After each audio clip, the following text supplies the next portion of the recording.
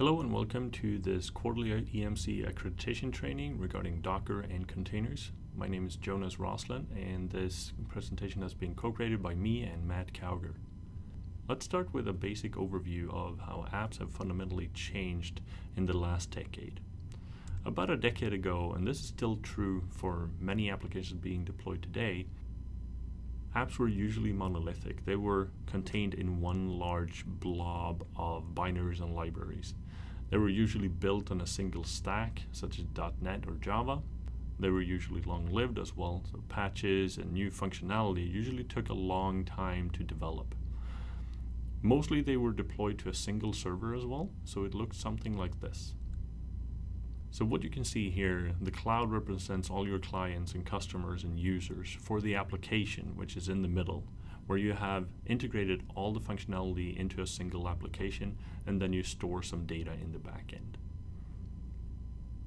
Some of these applications you might say, well, we load balanced them so they weren't just deployed on a single server. Well, even though they were load balanced, they were still monolithic.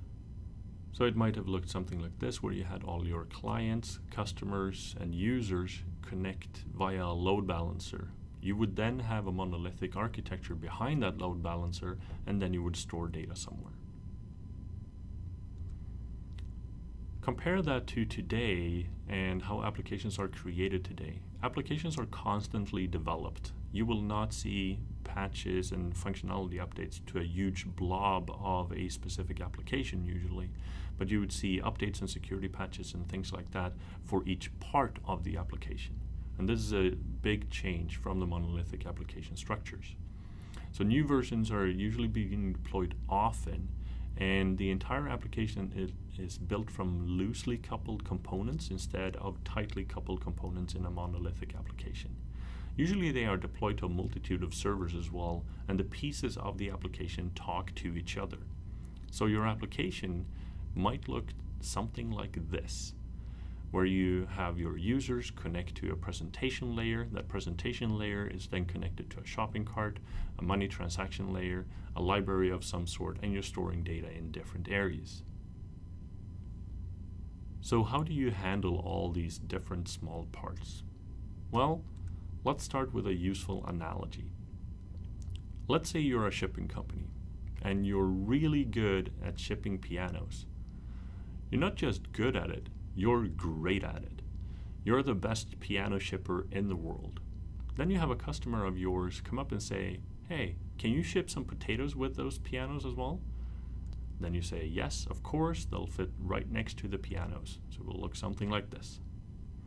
Then you have another customer that would like you to ship some whiskey as well with the potatoes and with the pianos. It will look something like this.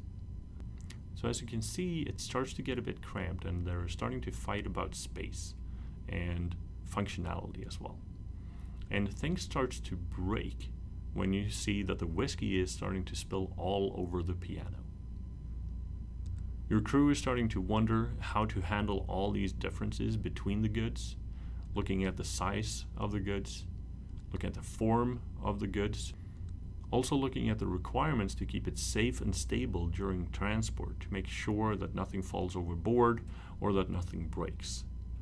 And you also want to be able to transport it using different transport methods. So what to do? Well, this was solved about 50 years ago when something called the intermodal container came into play. The intermodal container looks like this, and I'm sure you've seen a lot of these already. They are all over the world. With this, you can ship everything from a piano, potatoes, whiskeys, cars, motorcycles, you name it. And not only can you ship everything, you can ship it at the same time, and they can actually be on top of each other. So now you can ship pianos, potatoes, and whiskeys at the same time. Of course, you can also use different transport methods. It doesn't have to be a large container ship. You can use the same container to continue the transportation of the goods on the road or on the railroad. So what does this have to do with software? Well, it's similar. You remember when we talked about your application? Your application is built out of a lot of small parts. All these small parts are called microservices. So you have a web server, you have some sort of database server, you have a shopping cart service, and maybe some big data analytics. I am pretty sure you can install this in a production data center.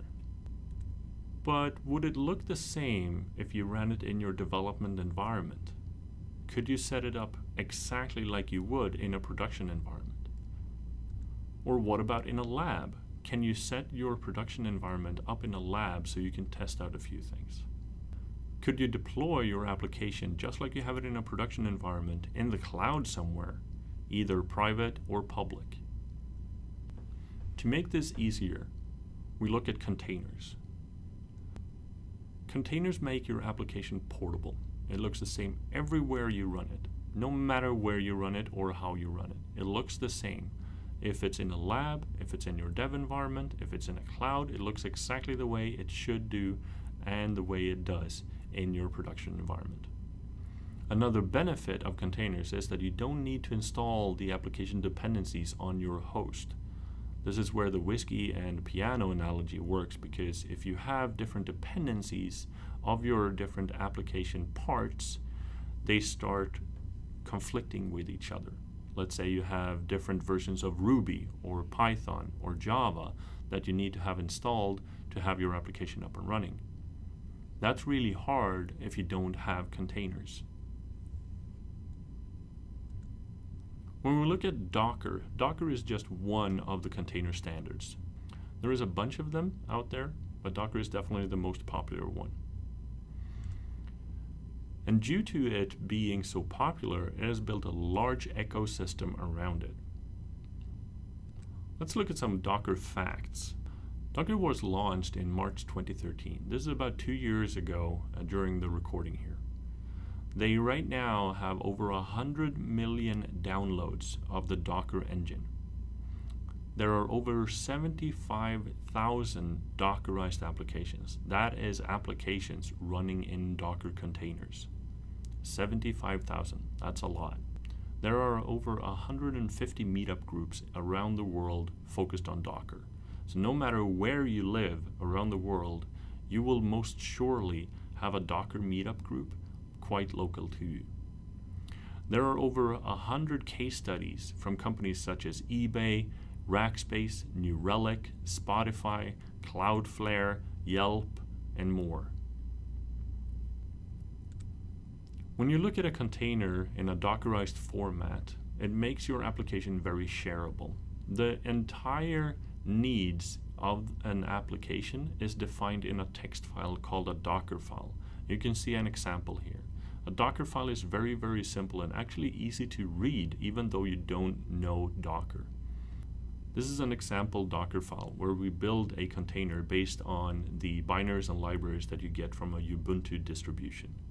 After we have that base, we want to install an application called a Redis server. Then we want to expose a port. We want to open a port, which is the port 6379.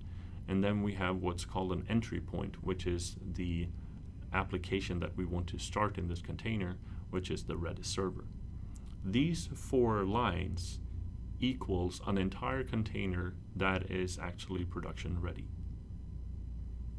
So containers contain everything your application needs. It contains all the binaries that you need and all the dependencies of them, all the libraries that you need and all the dependencies of them, and a file system so you can actually use it as well. Then containers use the host for certain things, like networking, for instance. And of course, it needs a kernel to actually run applications, so it uses the host kernel for that as well. So there's no real need to run an entire operating system like you would in a virtual machine to just run an application. With containers, you start your applications in a fraction of a second. You have no BIOS or operating system boot up to worry about. So with containers, you can run pretty much any application that's out there. If it's not already out there, you can build your own. So in summary, containers are pretty awesome. You can use them for your next application that you're developing. You can use thousands of already existing apps. You will most probably find exactly what you're looking for already. They will always look the same no matter where you deploy them. They are always portable, so you can always use the same image, the same container on your laptop, in your lab, and in production. And they leave your host OS clean, so you don't need to worry about all the dependencies like Java, Ruby, and Python between your application parts. For some further reading, please see docker.com, Docker's website, which will explain a lot more in depth about how Docker works. Thank you.